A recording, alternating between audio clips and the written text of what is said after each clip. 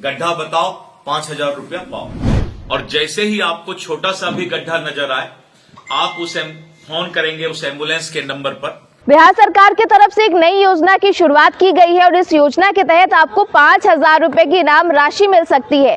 दरअसल आपको बताएं तो बिहार की सड़कों को व्यवस्थित करना है और इसी के लिए एक नई योजना की शुरुआत की गई है। और ऐसे में अगर आप सड़कों के गड्ढे की जानकारी देते हैं तो बिहार सरकार आपको उस जानकारी देने के लिए 5,000 रुपए की इनाम राशि दे सकती है। दरअसल आपको बताएं तो पथ निर्माण विभाग की तरफ से इस योजना की शुरुआत की गई है।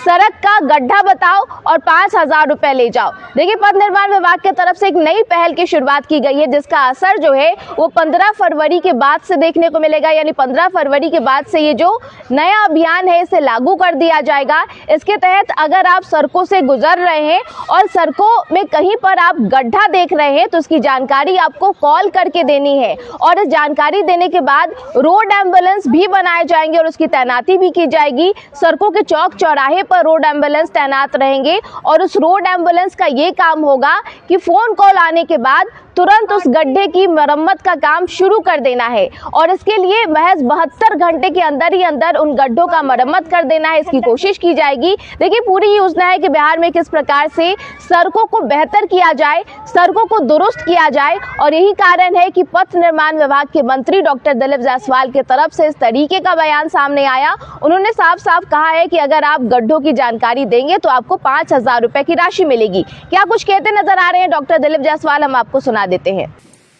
कि रोड में गड्ढा और रोड खराब कहीं कहीं नजर आता है पूरे बिहार में। हम लोग मेंटेनेंस पॉलिसी ला रहे हैं।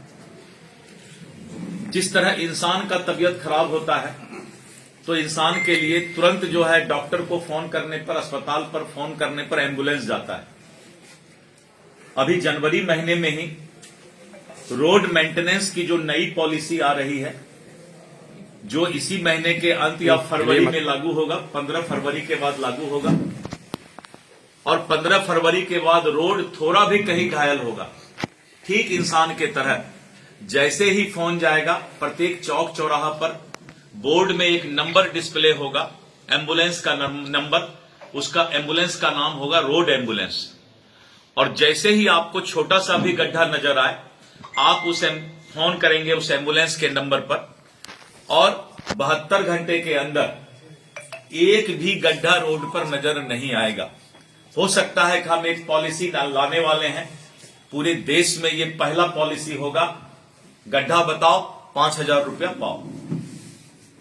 तो इससे ठेकेदार के मन में डर रहेगा, हमारे विभाग के इंजीनियर भी सतर्क रहेंगे कि अब बिहार में रोड में अगर एक भी गड्ढा नजर आ गया तो बहुत बड़ी कार्रवाई होगी।